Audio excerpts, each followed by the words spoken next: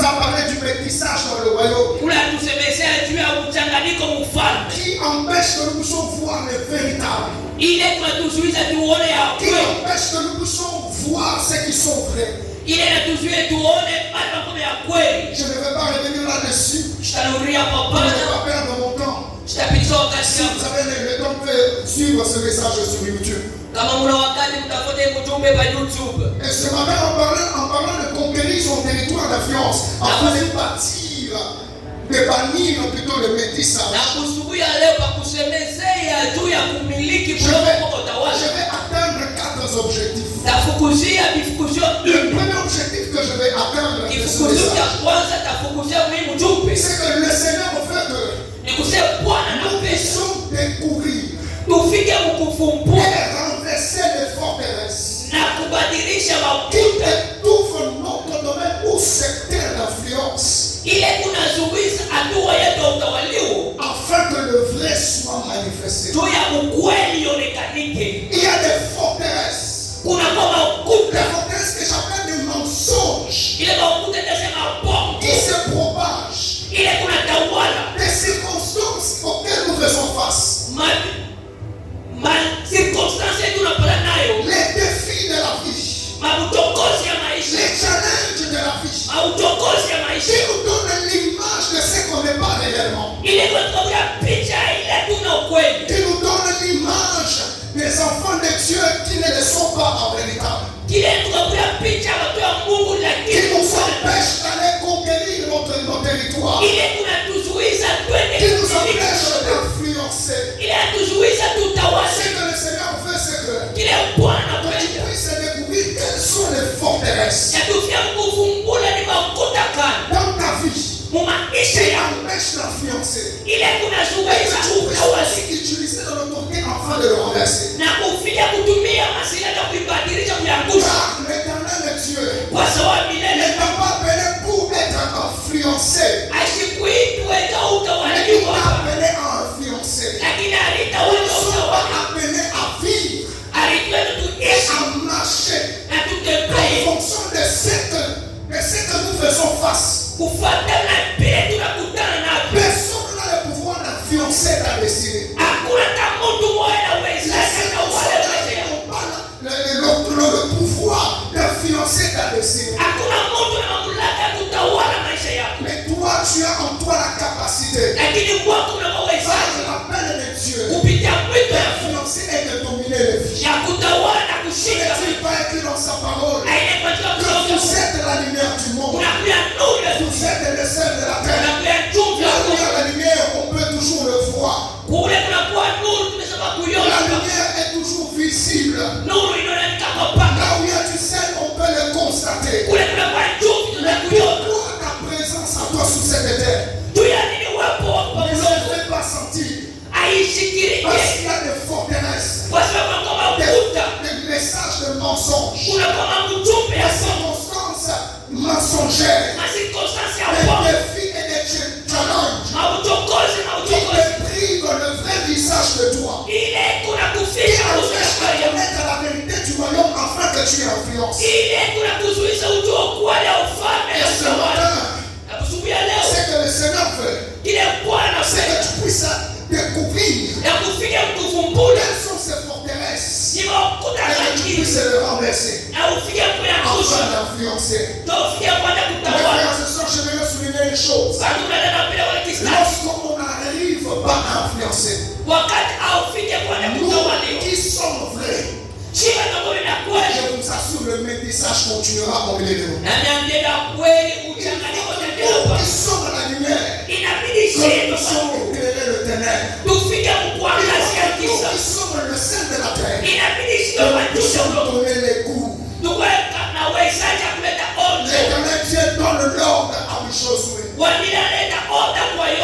Et Josué de son côté aussi donne l'ordre aux officiers qui a accompagné l'équipe qui devait aller conquérir la terre promise.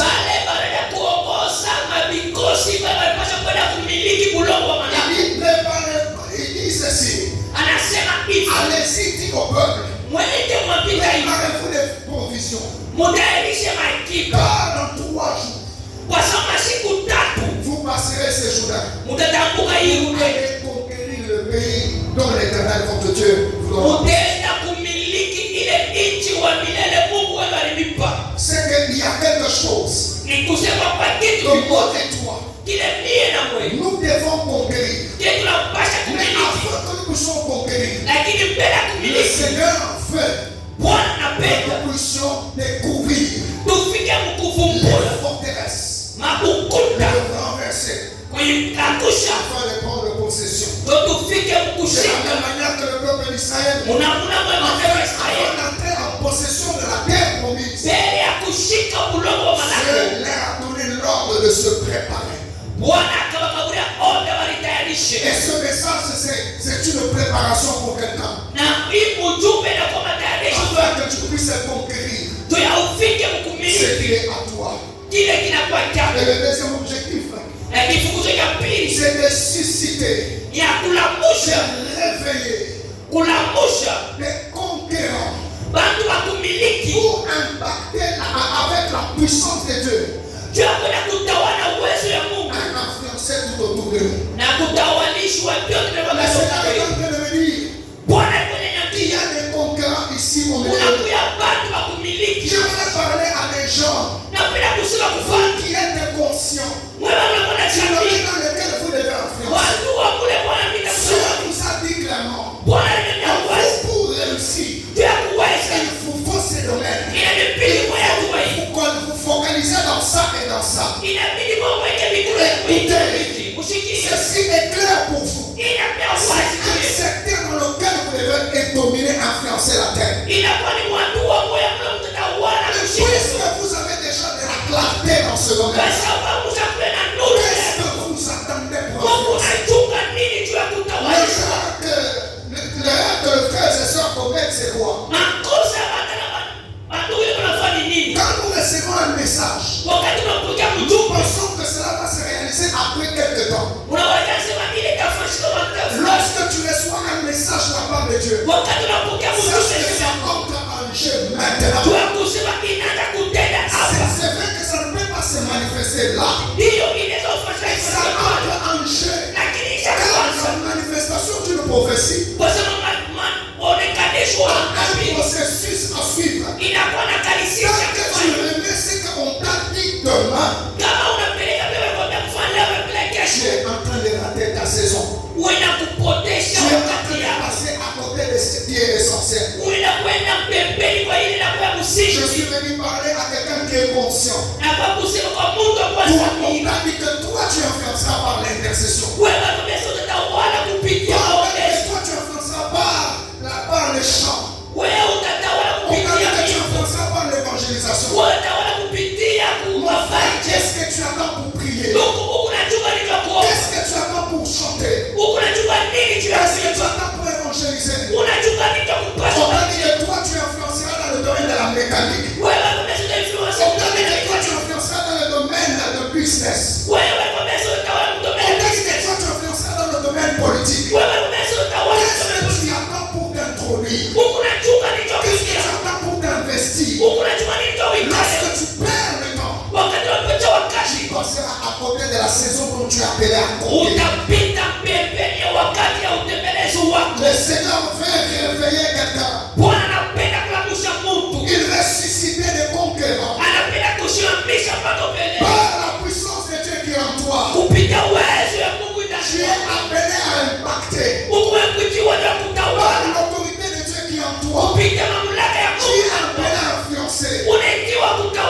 Nous sommes fatigués de vivre dans un monde où dans tous les domaines c'est la puissance démoniaque qui influence. Et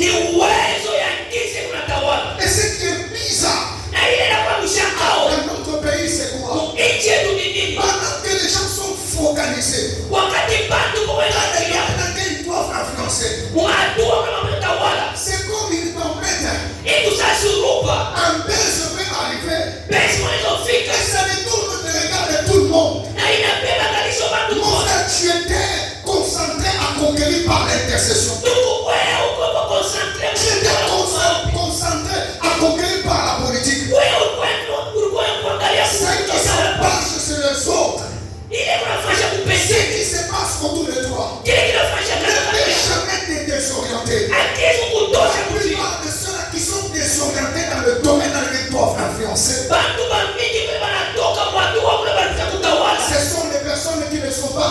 est consciente de ce qu'ils sont censés faire.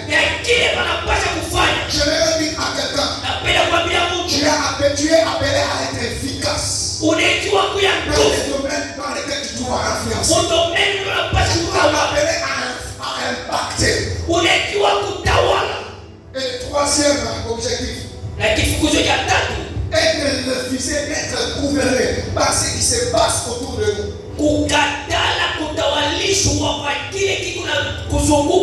De surpasser au-delà des obstacles qui sont devant nous. Le Seigneur veut donner à quelqu'un le pouvoir. Le Seigneur veut donner à quelqu'un un mandat. Le Seigneur veut donner à quelqu'un une mentalité.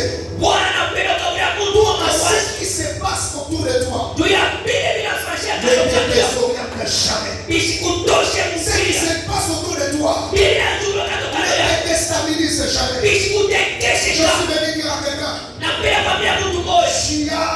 on t'a dit que toi tu dois influencer dans le domaine de l'entrepreneuriat. Tu as déjà tout tracé sur ton papier. Tu sais par où tu entreras, tu sais ce que tu feras. Mais l'argent c'est un défi pour toi. Que ça ne te décourage jamais. Crois en cela. Reste focalisé. Un jour, ce que tu as écrit sur le papier se matérialisera et tu influenceras.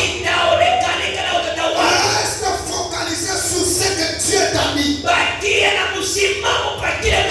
focalisé sur le fardeau qui est dans ton cœur. Je vais dire aux frères et sœurs, tout ce qui s'est fait dans cette église, j'aimerais vous demander ceci. Ce ne sont pas les responsabilités qui doivent être la motivation de ton service ici. Ce qui brille au-dedans de toi doit être la motivation. Que tu sois responsable ou pas, tu dois influencer en fonction de ce qui est en toi. Dans cette église, j'ai prié, je demandais même à Dieu, où sont ces frères et sœurs dans cette église qui peuvent influencer par leur chant? Où sont ces frères et sœurs dans cette église qui peuvent influencer par leur intercession? Est-ce qu'on peut sentir le poids de ton intercession? Est-ce qu'on peut sentir l'impact de ton chant dans cette église? Est-ce qu'on peut sentir le poids de ta modération dans cette église? Où sont ces frères et sœurs qui sont conscients du secteur dans lequel ils sont appelés à influencer? Je prierai jusqu'à ce que j'influence. Je prierai jusqu'à ce que ma voix impacte quelqu'un. Mais nous sommes distraits. Nous sommes distraits. Un frère vient de raconter ce qui s'est passé à l'église. Tu as affaibli dans ta foi. Si c'est comme ça, je ne partirai pas là. Si c'est comme ça, je ne chanterai plus. Si c'est comme ça, je n'irai plus à l'intercession. Mon frère, qu'est-ce qui te motive? Un conquérant n'est pas influencé par ce qui se passe autour de lui. Il est influencé par ce qui se passe autour de lui. Il y a un feu qui brille et qui te dirige à faire ce qu'il doit faire réellement. Laisse-moi te dire une chose. Ce que tu es en train de faire, ça fait partie de ton appel. Ça fait partie de ton appel. Au moins, il y a quelqu'un qui t'a influencé, qui t'a conduit, qui t'a poussé par force. Si réellement, c'est à ça que tu es appelé, focalise-toi. Et je suis étonné de ce qui se passe dans mon pays. Quand il y a un buzz pour le prophète, le pasteur se déconcentre de son travail et commence à attaquer le prophète. Quand il y a un problème avec le pasteur, le prophète laisse leur ministère et commence à se concentrer pour attaquer les pasteurs. Les frères et sœurs, vis en fonction de ce qui brûle au-dedans de toi. Travaille en fonction de ce qu'il veut le demander. Influencé par ce qui se passe autour. Tu risques de faire tomber ce que tu as bâti pendant des années et des années. Est-ce que je parle à quelqu'un? Bien-aimé dans le Seigneur, c'est quoi conquérir un territoire? C'est quoi conquérir un territoire? Conquérir un territoire, c'est établir le règne de Dieu et exercer une autorité dans les domaines dans lesquels tu es appelé à influencer. Et tu dois établir le règne de Dieu. Tu dois exercer l'autorité. Tu dois exercer ce pouvoir d'influence dans lequel tu es appelé. Quelqu'un qui appelle à conquérir un territoire, c'est quelqu'un qui doit savoir établir le règne de Dieu dans ce domaine-là. Tu es enseignant. Établir le règne de Dieu dans ton travail là d'enseignant. Tu es mécanicien. Établir le règne de Dieu dans ce domaine-là de la mécanique. Je suis étonné de voir les chrétiens qui ont des talents et qui sont appelés dans un domaine quelconque. Et qui à chaque fois, nuit et jour, ils se plaignent. Mon travail est compliqué. Ce que je fais, ça ne marche pas. Je ne sais pas, je prends des efforts, rien n'avance. Quand tu constates que ça n'avance pas, établis le règne de Dieu dans ça. C'est pour toi une manière de conquérir. Tu as conquis un territoire. Pendant que je parle de territoire, je ne parle pas d'une situation géographique. Mais je suis en train de parler une situation géographique et un domaine de ta vie. Je parle de ta destinée. Je parle de ton héritage. Mes frères et sœurs, si tu es un conquérant, si réellement tu as conquis un territoire, c'est manifesté par le règne de Dieu. Mais ce qui est bizarre, c'est que les gens qui se disent qu'ils sont les conquérants, qui ont conquis le territoire, et quand ils dorment la nuit, on les écrase. Et c'est eux qui planifient. Mes finances sont bloquées. Moi, je ne vois pas clair dans ces domaines. Mon talent est étouffé. Dans cette église, on a en train de bloquer mon ministère. On ne bloque pas mon ministère. Établis le règne de Dieu. On te donnera juste le micro pour remercier Dieu. Ta manière de prier influencera et établira le règne de Dieu. Établira le règne de Dieu. Un conquérant ne se plaigne pas. Un conquérant ne pleurniche pas. Un conquérant passe à l'action en fonction de l'opportunité qu'il trouve. C'est pourquoi l'apôtre Paul dit à Timothée, prêche la parole de Dieu dans les bonnes occasions, opportunités ou pas, que ce soit favorable ou pas, prêche la parole de Dieu. Le domaine dans lequel Timothée devait influencer, ce n'était pas la prophétie, ce n'était pas la puissance, c'était de prêcher la parole de Dieu. Et l'apôtre Paul lui a encouragé pour dire, dans les occasions favorables ou pas, c'est-à-dire qu'on te donne l'opportunité ou pas, prêche la parole de Dieu. Non, on m'empêche de prophétiser. Qui t'a empêché de prophétiser? Tu as l'opportunité. Parle de la parole du Seigneur. On m'empêche de servir. Écoute mon frère, ma soeur. Le domaine dans lequel Dieu t'a appelé, la destinée à toi, personne ne peut l'étouffer. J'aime toujours cette illustration qu'on a toujours donnée. La destinée d'une personne est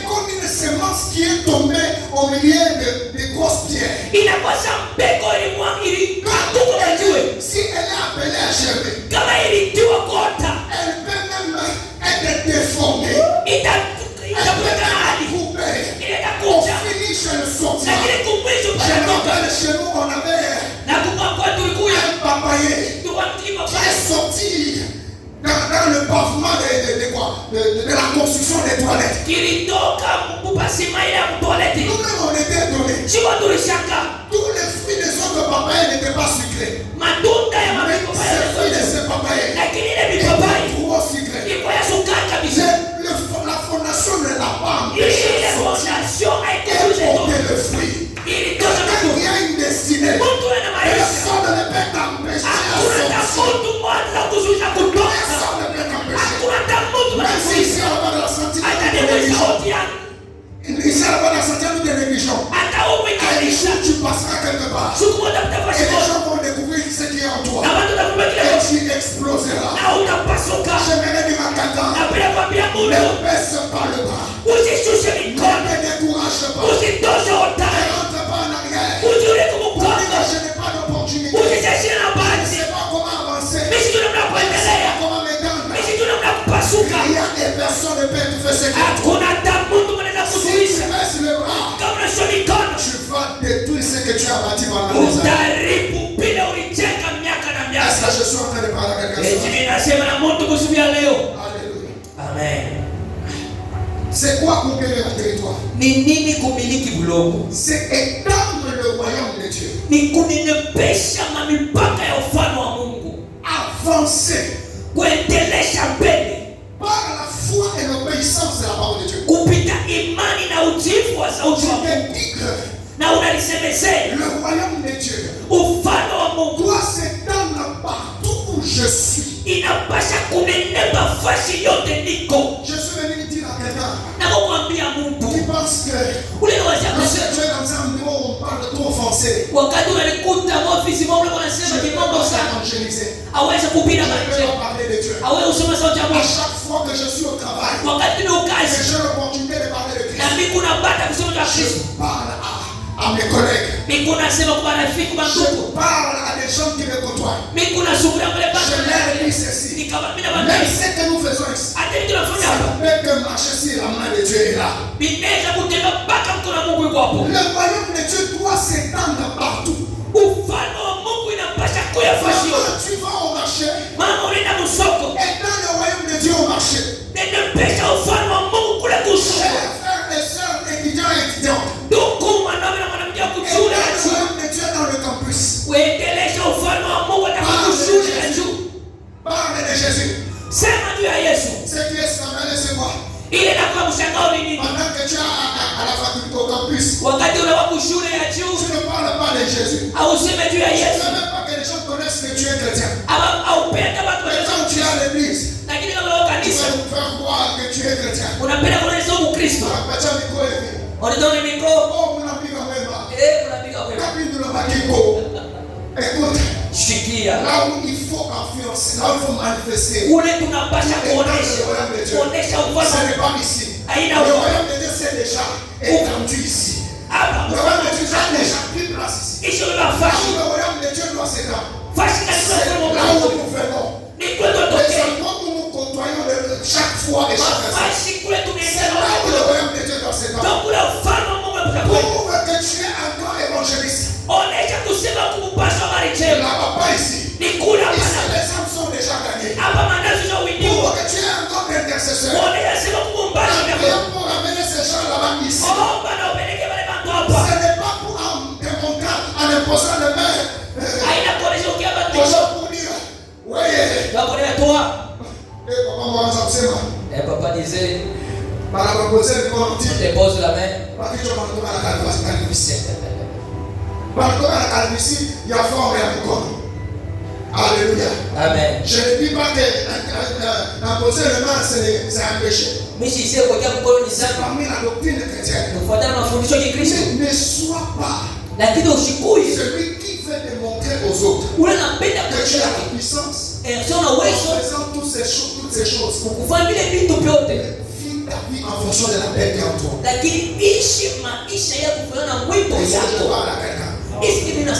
Je vais passer vite. Bien-aimés dans le Seigneur, Watu katika Bwana, voici 3 choses que la conquête nécessite. angalieni vitu vitatu kule umiliki na lomba.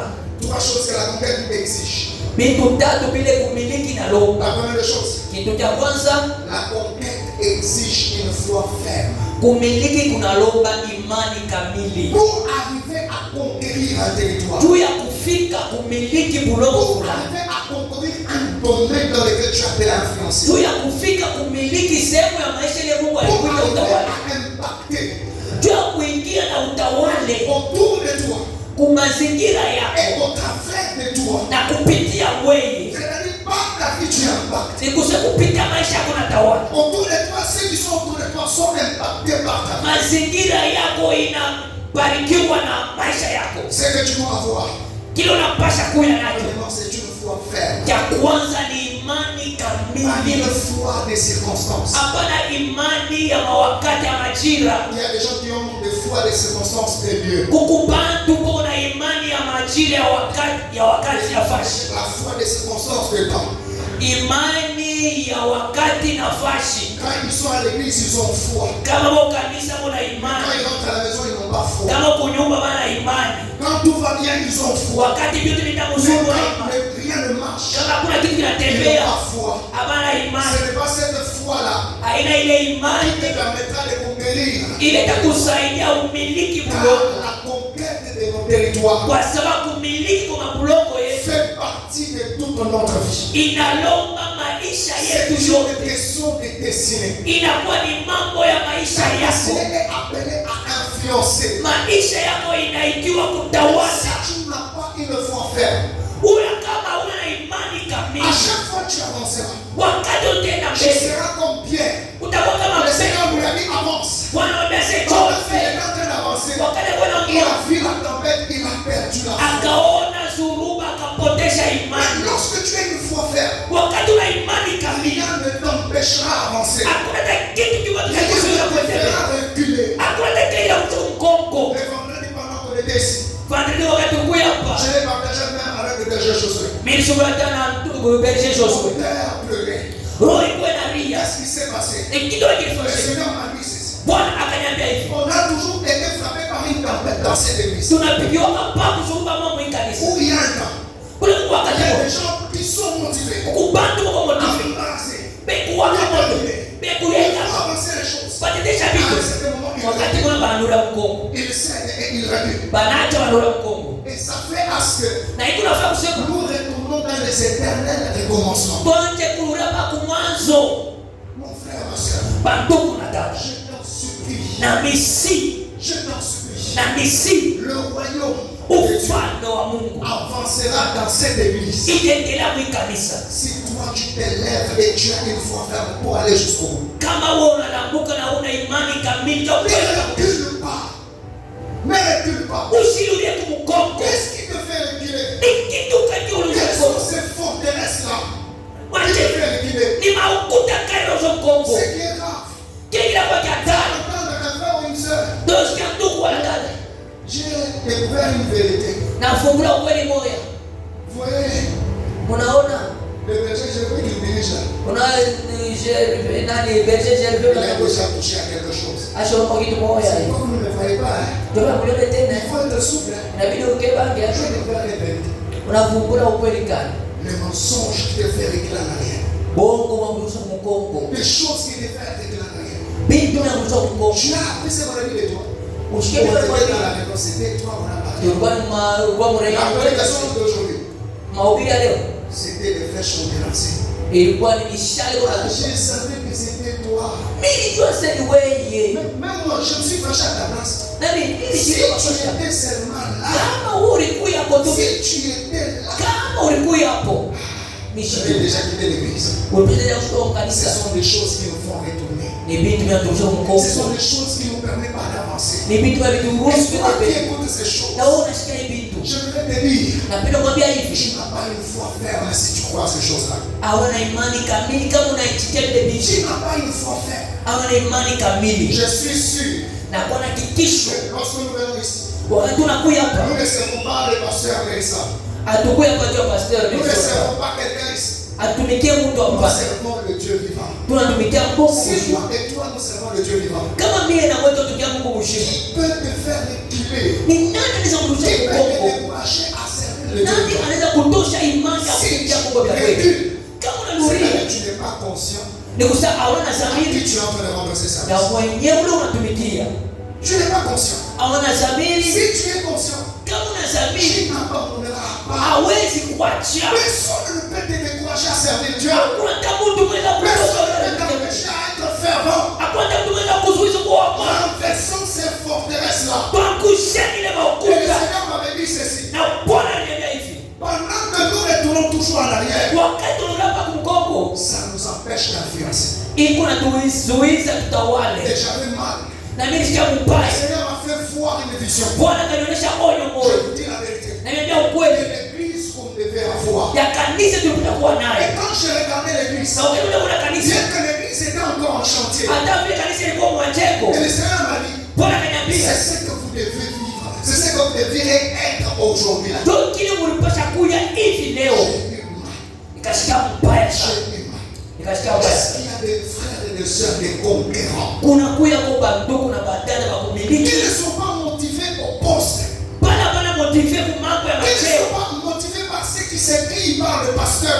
Bana motive kupile pastor yako nasema. Qui ne sont pas motivés par les encouragements des frères et sœurs. Bana kusukumia kufanya kazi kupitia vile watu Parce wasema. que dedans d'eux, il y a un feu. Lakini kwa sababu ndani wao Ils kuna veulent voir quelque chose. wanapenda kuona kitu fulani. Ils veulent voir la voix de la centième influencer ce quartier. Wanapenda kuona sauti ya njani sana Ils veulent voir tawala. la voix de la centième influencer cette vie. Baba napenda kuona sauti ya Je vais te dire ceci. napenda Ce zaidi. n'est pas seulement par la prédication que tu as influencé là.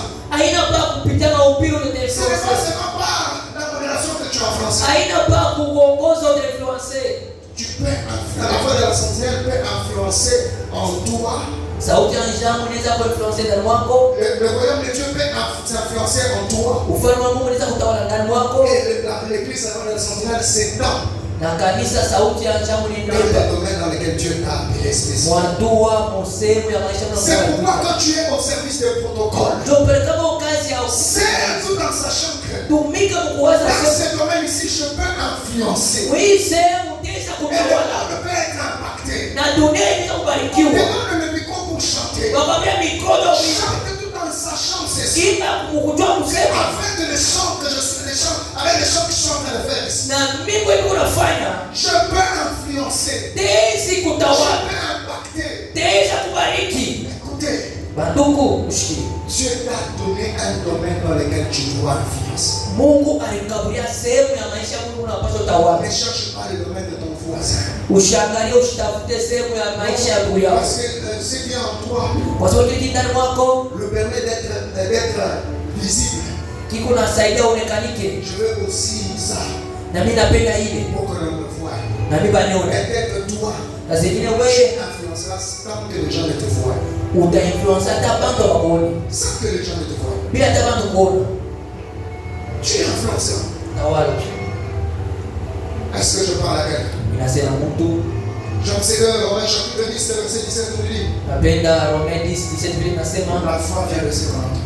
imani iko na kwa kule tunashikia. Mes frères et sœurs, Bandura dada, ne laissez pas votre foi être influencée par d'autres choses si ce n'est que la parole de Dieu. mushache imani yenu itawalishiwe kupitia vitu kama na tu sauti ya Mungu. La foi vient de ce qu'on entend. Imani iko na Et kwa ce kule qu'on tunashikia. entend, c'est que la parole de Dieu. Na pia tunashikia ni sauti ya Mungu. Moi, il y a un temps j'ai refusé Mimi kuna wakati mimi nikataa d'être influencé par ce qui se passe autour de moi. na nitawalishwe kupile C'est que tunasikia j'entends sauti à mes oreilles. kupitia vile tunashikia mashiko yao. Le manquement ne peut pas m'influencer. Kosewa hawezi kujitawaliwa. Ce n'est pas les circonstances présentes qui peuvent définir ma destinée. Aina majira ya leo inaweza Et kuangalia quelqu'un qui maisha. passe des moments difficiles, Kwa ndo msho tu wakati. as échoué dans les choix.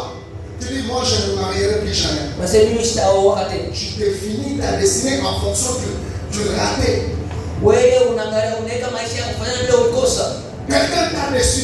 Je ne ferai plus confiance à quelqu'un. Njia tumanende na Tu Mungu. définis ta destinée en fonction de ces circonstances. Unadefinir maisha yako kutokana na vile interception ile. Ta foi ne doit pas être en fonction de ce qui se passe autour de toi. Imani yako haipaswi kutokea kupile ukunaona wala Ta kuishi foi katika roho yako. doit être en fonction de ce que tu entends qui vient de Dieu. Imani yako inapaswa kukamilishwa Donc kupile que ce que tu kwa entends ne vient pas de Dieu. kama vile unashikia ndio kwa Ne me laisse jamais t'influencer.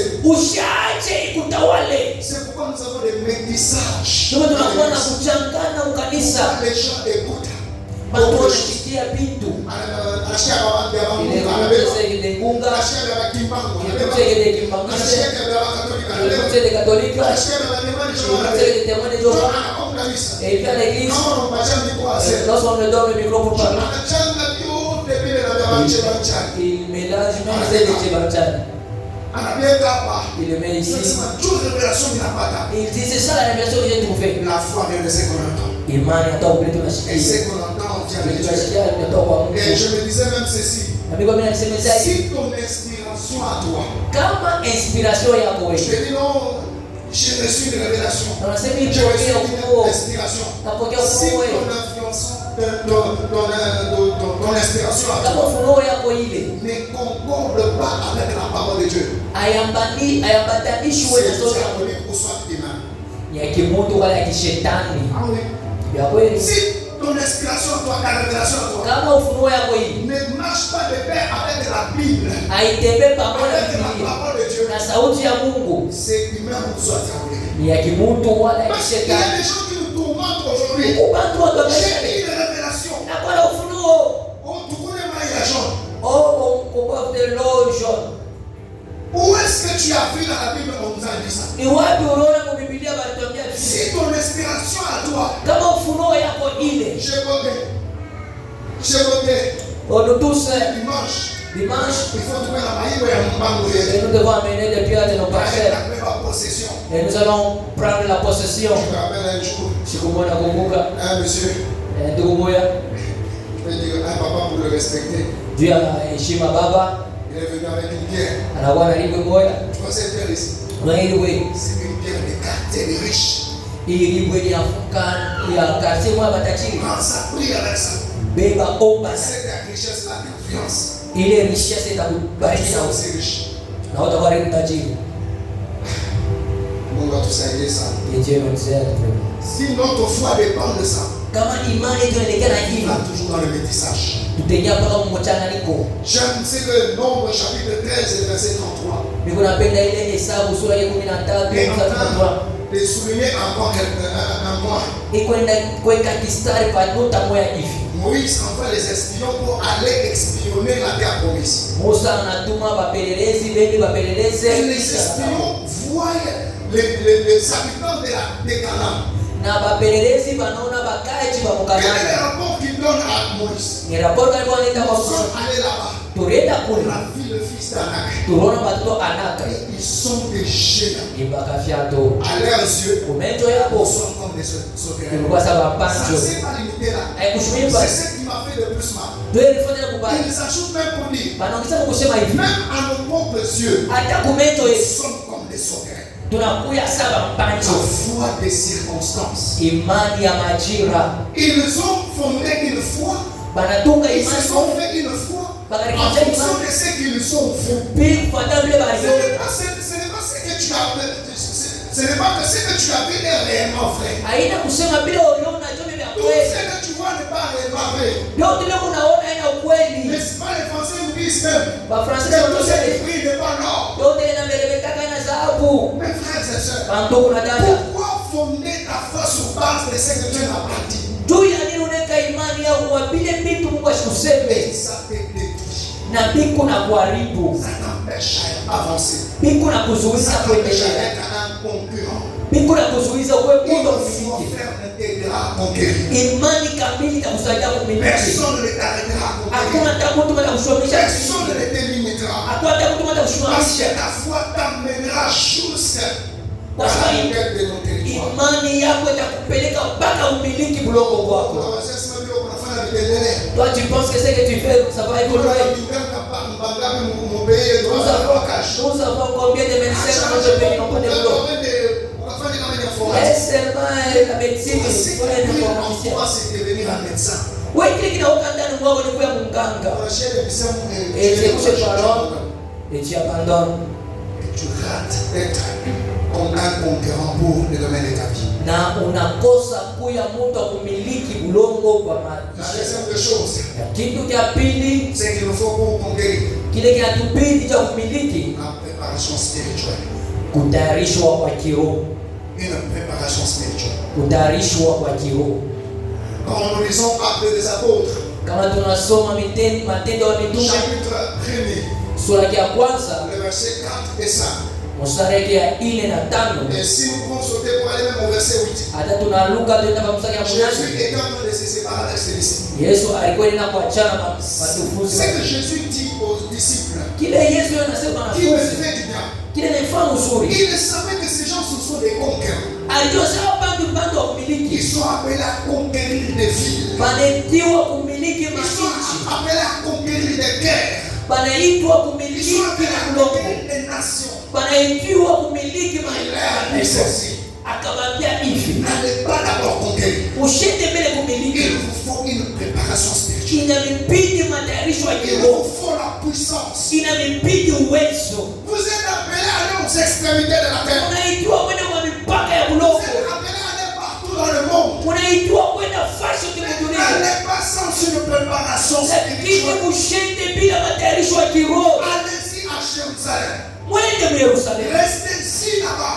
Mwende mwikale mbele. Jusqu'à ce que le Père a promis vienne. Mpaka na wakati kile baba Lorsque vous alikuwa. allez le recevoir, Wakati c'est mtakimpokea. un go pour aller conquérir. Ndio mwanzo ya kwenda kumiliki. Frère, ma soeur, Banduku na dada. n'aille jamais. Ushinde kamwe. N'aille jamais. Ushinde kamwe. N'aille jamais conquérir. Ushinde kumiliki. Quoi que ce soit que tu dois conquérir, Kumilia na kitu c'est unachomiliki. une préparation spirituelle. Bila matayarisho ya kiroho. Que ce soit dans tous les domaines. Ingawa sehemu fulani ya Le maisha. domaine des politiques. Iko Tu as kisiasa. été un politicien. Unakiwa kuya mtu wa kipolitiki. Toi spirituellement. Uitayarishe mu kiroho. Parce que là, tu as rencontré des gens Kwa sababu kule tokana qui na ont pris une haute spiritualité.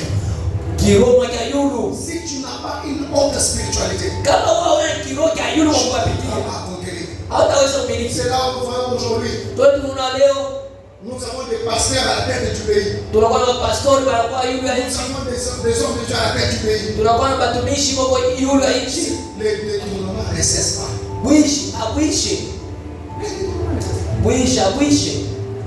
Nous avons des hommes de Dieu à la tête du pays.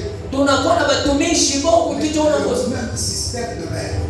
Na lakini nakuna moya moya kwa vitu Ils ont vile. été préparés suffisamment spirituellement. Abakutayarishwe mzuri mu kiroho. Je vais dire à quelqu'un, Napenda kwambia dans le domaine dont tu es appelé à conquérir, musemu ya maisha kule il uitiwa faut kushika. une préparation spirituelle. Inakupidi matayarisho ya Pour les kiroho. disciples, ils devaient attendre la Pentecôte. Jua wanafunzi wanapaswa kuchunga Pentekoste. Toi, Juu yako tu dois aussi attendre ta Pentecôte. unapaswa kuchunga na wewe À Pentekoste. chaque conquête, il y a une Pentecôte. Kumiliki kote kuna La pili Pentecôte kwa dont je Pentekoste. suis en train de parler, Pentekoste je unasemezea. parle d'un envahissement spirituel. Mimi kunasema cha utawalifu Il wa te kwa permet kiroho. de contrôler et de gérer chaque circonstance et chaque instant des domaines dans lesquels tu avais à influencer. Ili itakusaidia utawale na ushike sehemu yote ya maisha unayopata Si tu utawale. es un conquérant, Kama kumudu et tu n'arrives pas à influencer le domaine dans lequel tu n'arrives pas à contrôler plutôt, le domaine dans lequel tu es appelé à influencer, na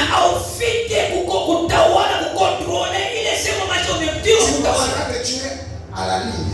Utaweza sema huku mukistari vile On t'a unapaswa. déjà dérapé. Lakini basha On t'a ukapeleka déjà amené de côté. basha kupeleka pembeni. Il nous faut une préparation spirituelle. Inatubidi matayarisho ya kiroho. Jésus-Christ dit aux disciples, Yesu anasema wanafunzi, vous recevrez une puissance. wewe mtapokea Les uwezo. Saint-Esprit souverain sur vous. Roho itakuwa juu yenu Et vous serez mes témoins. na mtakuwa mashuhuda À Jérusalem, Yerusalema, dans toute la Judée, mji Yuda yote, Samarie jusqu'aux extrêmes de la terre. kusamari mpaka na La kuipaka mwisho. puissance de Dieu en vous Uwezo ya Mungu ndani mwenu vous aidera à conquérir jusqu'aux extrémités de la terre. itamisaidia kumiliki mpaka kumipaka ya bulongo. Il te faut une préparation spirituelle. Inakubidi matayarisho ya kiroho. La dernière chose qu'il nous faut, C'est une détermination à faire reculer les obstacles. Inakuya mpango kamili ya kuangusha vizuizo. Une détermination à faire reculer toute forme de barrière qui se place devant toi. Unabeba mpango kabisa ya kuangusha mazuizo yote. Dans un concurrent, si tu n'es pas déterminé, kama ukumundo kumiliki lakini hauna na hakikisho, tout obstacle qui se passera devant toi se placera devant toi. Kizuizo yote kitashona mbele yako. Ça te fera reculer au lieu de te faire avancer. Kitakurudisha kumgongo chako yupeleke mbele. Mes frères et sœurs, bandugu na dada, je vais dire à quelqu'un, napenda kuambia Mungu, la conquête demande de briser certaines habitudes. Kumiliki kunalomba kuangusha mazoezi fulani, certains caractères, mamifano fulani, certains protocoles, manamuna mwa kufanya certains comportements. namuna moya mfano moya Une forteresse ile kunatunga qui ukuta, t'empêche à conquérir. ile kuna kuzuiza kumiliki. Je vais dire à quelqu'un, Napenda kuambia mtu, la nouvelle saison qu'on t'a annoncée là, na hiyo wakati elle est là à la porte.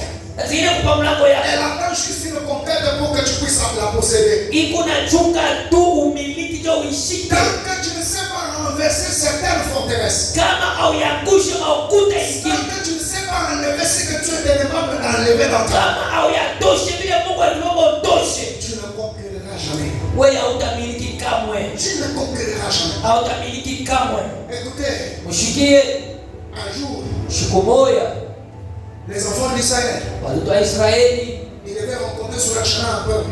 alipasha kukutana mche yako na taifa Et Dieu fulani, a dit à Josué, na Mungu anambia Yoshua, combattez ce peuple mkombanisha bantu et prenez même leurs objets c'est-à-dire, prenez même leurs objets, vouez-les à l'interdit. mubata bintu byabo mubitowe mubipomone mubyaribu.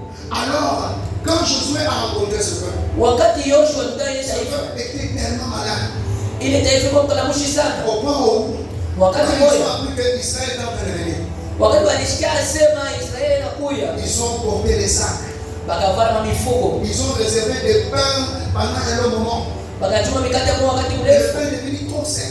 mkate nakauka, Ils ont pris l'attitude de tristesse, babeba d'angoisse. hali moya ya huzuni, Ils ont pris leurs femmes et leurs enfants, ils les ont cachés. babeba bibi yao batoa bafunika. Lorsque Israël est rentré dans leur territoire, Wakati Israeli ndio mlongo wa ils ont commencé à manifester comme s'ils étaient des personnes qui souffraient, wakati walisa bantu walikuwa kuna des personnes accablées par l'angoisse. wale bantu wanashikwa na mateso. Et Josué a regardé ce peuple Yoshua kuangalia taifa la ensemble avec tout le monde. pamoja na wote, Ils ont eu pitié. wakawashikia huruma, Ils ont laissé ce peuple. wakache taifa. Mais la Bible dit ceci. Biblia inasema hivi, Dieu a dit à Josué, Mungu akamwambia Yoshua, puisque vous avez laissé ce peuple, kwa sababu mali ce taifa peuple vous sera une épine. bale ile taifa itakuwa mwiba, Et ce peuple a fait souffrir les enfants na d'Israël. hii taifa ikatesha watu wa Israeli kabisa. Ce que tu laisses dans ta vie, Kile uko nacho maisha yako de conquérir, mbele ya kumiliki ça t'empêchera à manifester ton influence. itakuzuiza uonesha utawala wako. le Seigneur veut que tu te débarrasses de tout. Bwana anapenda Il utoshi n'est pas yote. question d'avoir pitié. Haina mambo ya kushika Il n'est huruma, pas question de laisser. haina mambo ya Il est kuachia, question de tout. ni mambo ya yote kutoshi. Tu dois te débarrasser de tout. Unapasha kutosha Tu yote, dois être déterminé à faire reculer les obstacles. unapasha kuwa na mpango ya kuangusha Il ne vizuizo. faut pas avoir pitié là où il faut pas. Usikwe na huruma pale ipashe kuwa na huruma. La pitié, ce n'est pas un fruit de l'esprit. Huruma haina tunda ya Roho Mtakatifu. Est-ce que je parle à quelqu'un? Unasema mtu Ce n'est pas le fruit de l'esprit. haina tunda ya Roho Il y Mtakatifu. a un moment où on doit avoir pitié des gens. Wakati mmoja Mais il y shikia a huruma, d'autres qu'on ne doit pas avoir pitié de. wakati nyanzo shikia bantu huruma. Est-ce que je parle à quelqu'un? Inasema mtu, Est-ce que je parle à quelqu'un? inasema mtu. Si le Seigneur te dit débarrasse-toi, Kama Bwana anasema achana, débarrasse-toi. achana. Ça peut être un obstacle pour ta conquête. Inaweza kuwa kizuizo cha kumiliki kwako. Mes frères et sœurs, Ndugu na la dada, conquête kumiliki implique de chasser inalomba les kufukuza occupants spirituels, bale basha kushika vitu ceux mukiro, qui occupent ton territoire, bale bonashika nchi yako, les oppositions que tu rencontres autour de toi, mapinzano ile unakutana les nayo, mauvaises habitudes, mifano les mibaya, influences négatifs. Tu dois les chasser par la prière. Lorsque tu constates que cette mécanique, tu sens des oppositions pour influencer. Tu dois prendre l'autorité, chasser ces oppositions par la prière. Lorsque tu sens qu'il y a des mauvaises habitudes qui sont en train de s'attacher à toi, il t'empêche à être ses concurrents. La lourdeur, la faiblesse, la fatigue, le sommeil spirituel qui t'empêche. Au moment où tu dois te réveiller pour conquérir, laisse pas sa chasse. Usiache fukuza Ça t'empêchera de conquérir. ule tu itakuzuiza Tu kumiliki. sais très bien, on t'a dit Unajua mzuri sema alikuwa que pia dans ta maison là, ya kusema nyumba pour arriver à percer, il faut qu'il y ait une vie de prière. tu ya kuweza kupasura kwenda mbele na bidi maombi.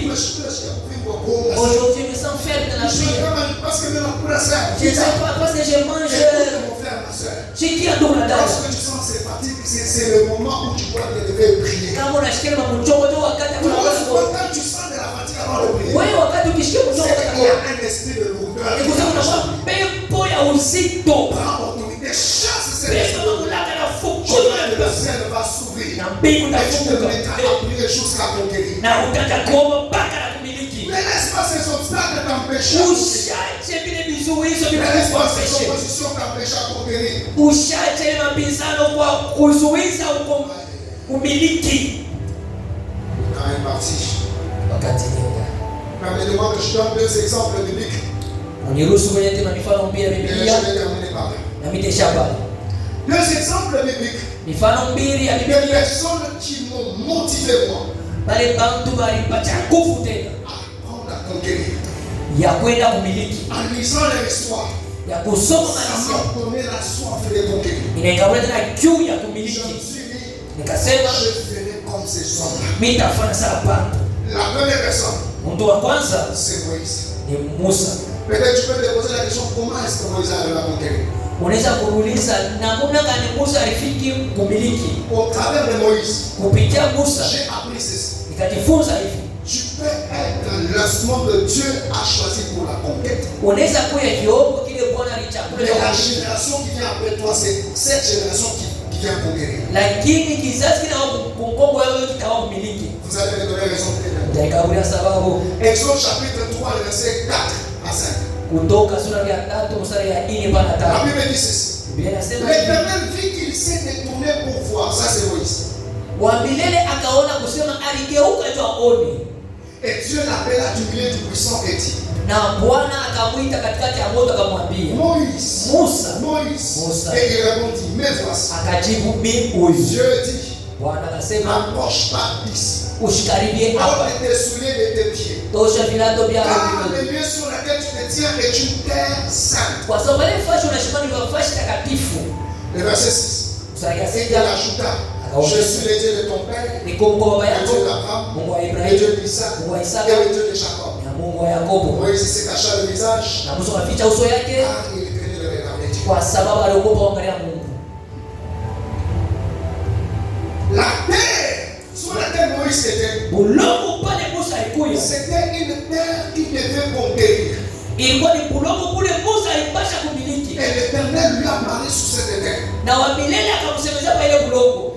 Et la manière dont Moïse a conquis cette terre, c'est quoi? Na namuna ile Musa Quand il est alimiliki arrivé bulongo, sur cette terre, wakati alifika pale l'Éternel bulongo, lui dit, ôte les sandales de tes pieds. wa milele akamwambia tosha masandali mikono yako, Pour lui dire ndio que kumwambia tes pieds soient en contact avec le sol que tu dois conquérir. mikulu yako iko mu mapatanisho na Et bulongo. Moïse a enlevé. Na Musa akatosha En enlevant les sandales de ses pieds, mukutosha ile masandali ses mikono pieds en entrant en contact avec la terre. mikulu yake ikapatana na bulongo. Moïse avait déjà conquis le territoire. Musa alimiliki bulongo. Et voici ce que Dieu dit à Moïse. Mwana kile Mungu anaambia Musa. Dans Deutéronome chapitre 11, verset 4. Deuteronome 11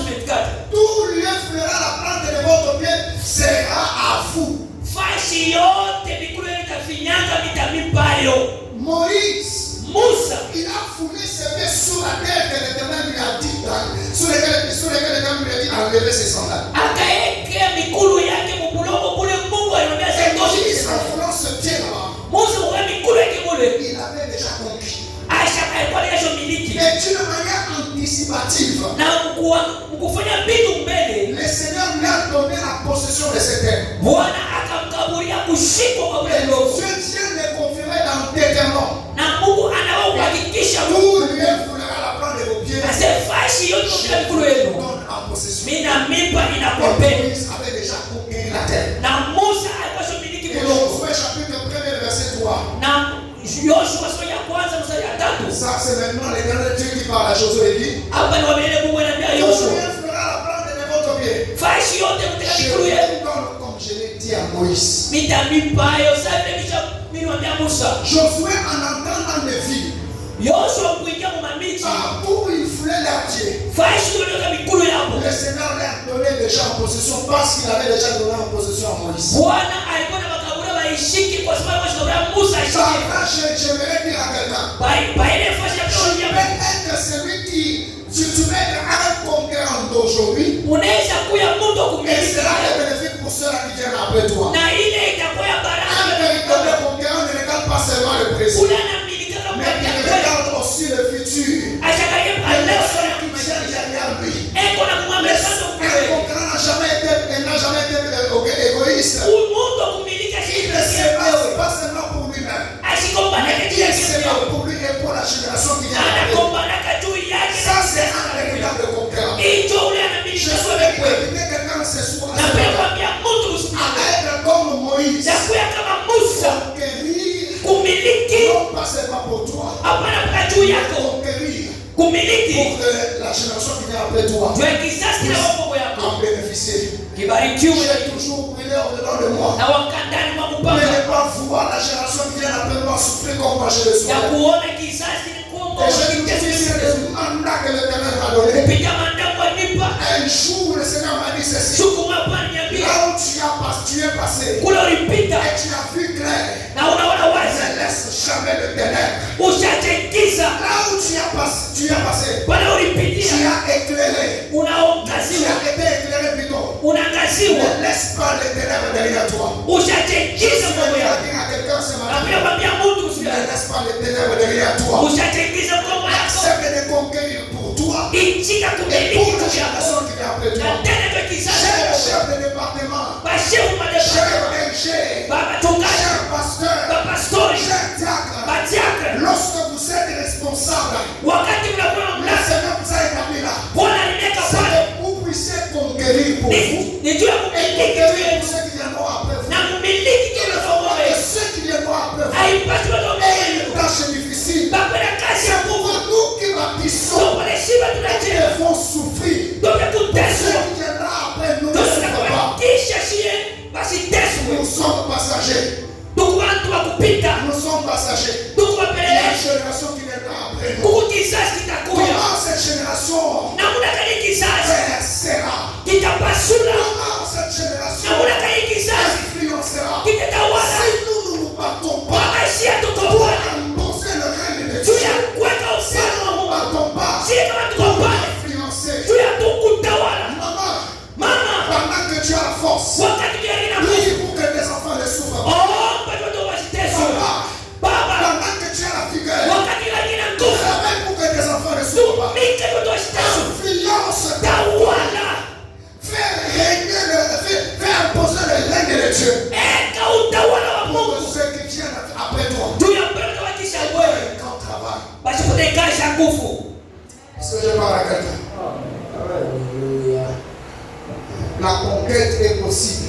kumiliki kunawezekanika La conquête est possible. kumiliki Il y a kunawezekanika une chose que j'ai aimé, kitu moja nilipenda c'est que dans cette conquête, huyu kumiliki pour que Moïse arrive à conquérir cette terre, juu ya Musa afike kumiliki ile udongo il a rencontré Dieu. alikutana na Mungu Il a rencontré Dieu. alikutana na Mungu La Bible dit, Biblia inasema pendant qu'il voyait les buissons, wakati alikuwa anaenda kucha wafu il est passé consumé.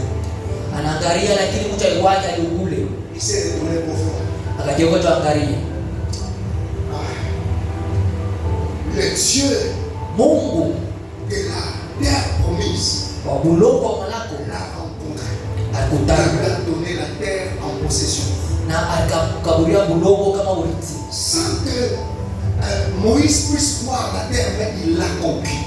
Mbele hata Musa aone bulongo lakini Où aliishika. sont ces hommes et ces femmes spirituels? Huko wapi bale bandoka Ils wa peuvent kiroho? conquérir des terres sans pour autant le voir. Bale wanaweza Mais kumiliki la kwa génération bila qui kwa. vient après, elle la possède. Jua kizazi kitakuwa mgongo Où ikiishiki. sont ces parents-là? Ni basasi Ils peuvent kabisa. aller dans la spiritualité. Wanaweza kwenda ukiroho. Monter et conquérir de la richesse. Kwenda na kumiliki Qui mautaji. ne touche pas et que les enfants possèdent. Ile hiyo yashikuze kima Les toto enfants wanashika. ne souffriront jamais comme moi je suis. Watoto yangu banateso sasa vile niteswa. Ils ne souffriront jamais. Hapana teswa kabla. Parce que je suis conscient d'une chose. Kwa sababu nasamia kitu kimoja. Je suis un meneur de Dieu.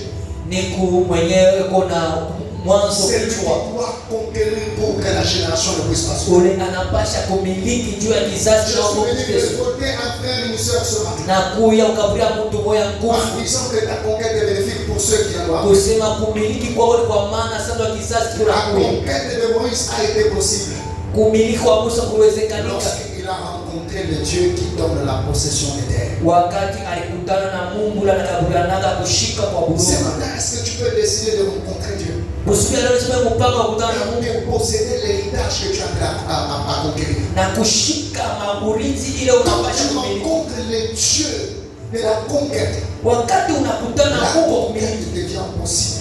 kumiliki unawezekanika. Ce qui est agréable, c'est quoi? Ile inakuwa mzuri na kupendezwa ni Moïse gagnait des batailles sans pour autant utiliser des armes. Musa anaja kuenda mavita bila kutumikisha masilaha. Moïse gagnait des batailles sans pour autant prendre une épée. Musa anaja kuwinda Parce qu'il avait mavita déjà bila kupata rencontré kupanga le Dieu de la conquête. kwa sababu alikuwa kukutana na Mungu wa kumiliki. Et la dernière personne, je finis par là, Na mtu wa mwisho kisha pale c'est David. ni Daudi. David m'a défié. Daudi alichokoza sana. David m'a défié. Daudi alichokoza sana. Avant qu'il puisse prendre tout le royaume d'Israël, Mbele ya bebe ufalme wote wa Israeli, David a régné 7 ans et 6 mois sur la tribu de Juda seul. Daudi alitawala miaka 7 na nusu pa kizazi pa ya Yuda. Le parcours de David, Maisha ya c'est Daudi un parcours d'un vrai conquérant. ni maisha moja ya mtu wa kumiliki wa vya kweli. Quelqu'un qui était dans la bourse, Mtu alikuwa mpori, il a reçu onction. akapokea upako, Il va pour confronter l'ennemi de sa vie. anaenda kupatana na adui wa maisha yake. Après la victoire, il se retrouve au palais royal. Kisha ushindaji akalikuta nyumba ya kifalme. Maintenant, il est roi Wakati fulani dans la na famille de Juda. pa kizazi cha Un Yuda parcours d'un conquérant. inakuwa ni safari moja. Et cela m'a fait comprendre une chose. Na ile ilifikisha kuelewa kitu Quelqu'un kimoja. peut quitter la bourse et se retrouver à la royauté. Mtu anaweza kutoka mpori kukuta kwa mfalme. David a quitté la bourse. Daudi alitoka Il pori s'est retrouvé à la royauté. lakini alikuta nyumba C'est kifalme. possible. Ce Inawezekana. que tu vis aujourd'hui Bila unaishi ne leo détermine pas ce que tu vas vivre demain. haina bibi unaweza C'est possible kuishi. que tu quittes la position où tu es. Inawezekana Et utoke te msimamo retrouver dans la position dont Dieu t'a destiné. na unalikuta msimamo moja ile Mungu Par alikuwa le hivi moyen de la conquête. kupitia namna kumiliki. Comme je le disais, Sasa mimi kwa vile nasema David a régné 7 ans et 6 mois sur la tribu de Juda. Daudi alitawala miaka 7 na nusu kwa kizazi ya Yuda. 2 Samuel chapitre 5, verset 10 nous le dit en plus. Samuel 5 inatuambia vile. Et ce que j'aime, c'est quoi? Lakini napenda ni nini? Pour arriver à unifier tout le royaume sur lequel il devait régner, Juu afike aunganishe ikuwe ufalme mmoja pale Mungu alikuta tawala. David devait vaincre les gens de la maison de Saül. Kwanza Daudi alipasha kuwina bantu ba nyumba ya Saulo. Et deux, Ya il pili devait vaincre les 5 grandes nations qui étaient autour de lui. alipasha kuwina mataifa 5 ya nguvu kwa pembeni Il yake. empêchait d'étendre son royaume et d'unifier le royaume sur lequel il devait régner. Ile inaenda kumzuiza alinepeshe ufalme na aeke moja kifalme iko kitu Et kimoja. par là, je vais dire à quelqu'un, Na bana bila kuambia mtu surtout si tu es conscient de ce que Dieu t'a appelé, à quoi est-ce que Dieu t'a appelé. zaidi kama kuna zamiri muile sehemu ya maisha Mungu alikuitia. N'accepte pas de mourir Ushitike kufa sans manifester l'influence dans le domaine dans lequel Dieu t'a appelé. bila kuonesha utawala kusemu ya maisha Ça Mungu fait alikuitia. partie de ta destinée. Ile Je inaambatana ne na suis maisha pas en train yako. de parler de richesse. Haimaanishi semesema Quand on parle des voitures, sisema mambo magari. parle de ta destinée. Mimi kuna sema Le ndio problème maisha. est que tu es appelé à manifester ton influence et ton règne. Msemo ya maisha mlo unapasha kuonesha utawala wako na kifalme. Daudi Malgré les obstacles qui étaient devant lui, ingawa mabizuizi kwa mbele ses yake. frères ne pouvaient pas croire en lui. Bantu wale wapasha kuamini ndani mwake. Même les rois d'Israël en ce temps-là ne pouvaient pas croire en Hata lui. mfalme wa Israeli ule wakati sikuamini ndani Mais mwake. lui, Lakini il yeye avait quelque chose dans lui. alikuwa na kitu Il fulani. savait qu'il allait arriver là. Alijua sitafika. Aucun obstacle ne l'a arrêté jusqu'à arriver au bout. Hakuna hata kizuizo ngati kumsimamisha mpaka kufika Même mwisho. ceux de la famille royale, Hata wale mkifalme ils l'ont combattu. bali Ils mkombanisha, l'ont menacé. bali mchokozi, David n'a mkombanisha. pas abandonné. Daudi asikuachilia. Même les nations qui étaient tout autour, Hata mataifa kwa pembeni yake ils l'ont combattu. ikamkombanisha. David n'a pas abandonné. Daudi asikuache Jusqu'à ce qu'il a conquéri mpaka na wakati le alimiliki royaume sur lequel il devait régner. ufalme penye Je tutawala. suis venu dire à quelqu'un, Na kwa kuambia mtu n'accepte rien ushitie kitu na imoyo t'empêche kuzuize de conquérir le territoire sur lequel tu dois influencer. ya kuliki mabulumu kwenye unapata utawala. Et 2 Samuel chapitre 8, le verset 14. Samuel chapitre 8 verset 14. J'aime ce que la Bible dit. Na pale Biblia Et inasema c'est parmi le secret na ni katikati ya de la masiri conquête de David.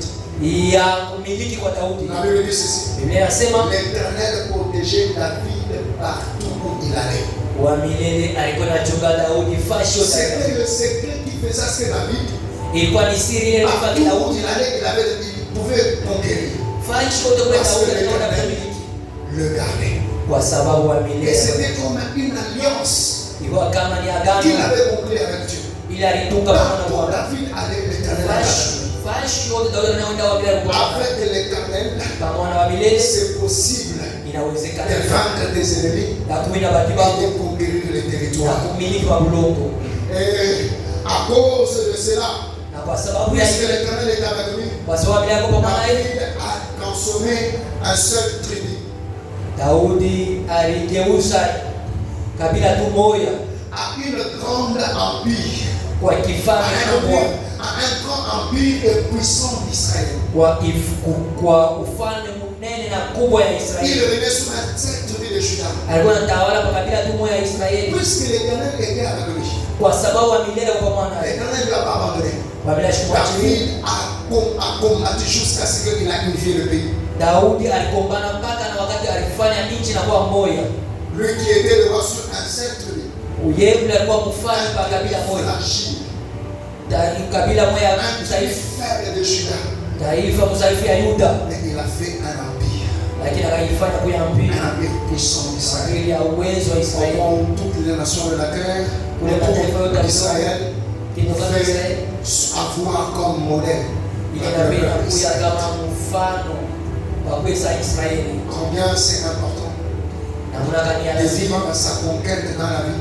na kuishi huku De kumiliki vivre sa kwake, conquête dans la vie afin d'influencer. kuishi kumiliki maisha ya kuja kufika Mais comme je kwa l'ai dit dans mon introduction, sababu Biblia inasema kijiro changu lorsque vous arrivez à conquérir, wakati unafika kumiliki vous influencez. unatawala Et cela ne se limite pas par là. na ile shoi pale Toute forme de métissage, hali yote ya mchangano, toute forme de mélange hali yote ya mchangano est appelée à disparaître. inabidi ipotee. Y a-t-il des hommes, de femmes, Kuna kuya kwa banaume na de wanawake, frères et de sœurs bandugu na badada qui peuvent être dérangés wanapasha kubanezi par ce kuishiwa qui se passe autour de nous. kwa ile unapitakana kando kando yetu. Ce n'est pas comme ça qu'on doit vivre la vie chrétienne. Haina hivi tunapasha kuishi maisha C'est ya pas comme Kristo. ça qu'on doit servir Dieu. Haina hivi tunapasha kutumikia Mungu. C'est pas comme ça qu'on doit aimer. Haina hivi tunapasha kupenda. C'est pas comme ça qu'on doit prêcher. Haina hivi tunapasha kuhubiri. C'est pas comme ça qu'on doit impacter dans le domaine de business. Haina hivi tunapasha kuimpacte mdomeni ya Il biashara. s'élève Banana comme Mungu un conquérant. kama mtu wa kumiliki, Prier, kuomba, se battre kukombana jusqu'à ce que tu arrives à influencer afike kutawala et mettre à nu toute forme de métissage. na kuweka wazi mauchanganisho yote. Tu peux mettre à nu ceux qui croyez que pour réussir, il faut toucher au fétiche. Par ta conquête, tu peux mettre à nu ceux qui servent Dieu avec les fétiches. Par ton influence, tu peux mettre à nu ceux qui n'ont pas encore donné la vie à Christ. Quand concurrence s'élève ce matin. Quand concurrence s'élève ce matin. Nous allons réunir nos têtes en prière, nous allons prier.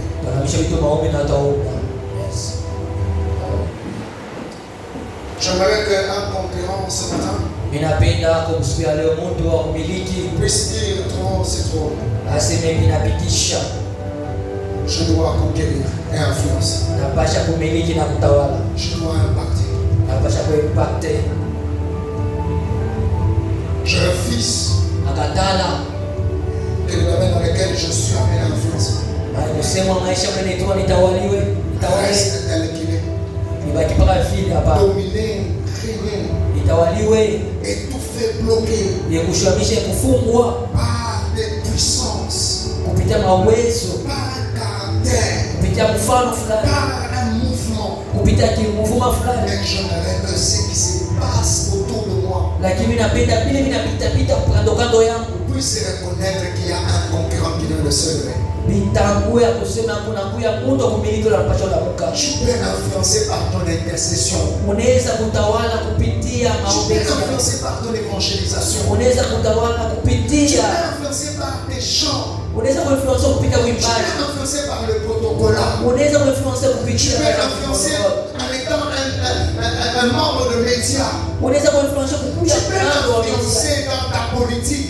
Tu peux influencer dans le secteur de business. Mais le problème c'est que est-ce que tu es conscient que tu es un conquérant? Voici la prière que nous allons faire. Quelqu'un puisse dire à Dieu, ouvre mes yeux, que je voie les territoires que je dois conquérir. Ouvre mes yeux, que je reconnaisse qui je suis, afin de m'élever et de conquérir. Est-ce que tu peux déjà commencer à prier pendant que je parle? Tu peux déjà commencer à prier. Je m'étonne de la manière dont tu pries. Si tu sais que tu es appelé à conquérir, si tu es appelé à influencer, si tu sais que tu es appelé à quelque chose, il est temps que tu demandes à Dieu. Il est temps que tu demandes à Dieu. Et que tu dises à Dieu, le domaine dans lequel je suis appelé à influencer est en train de souffrir.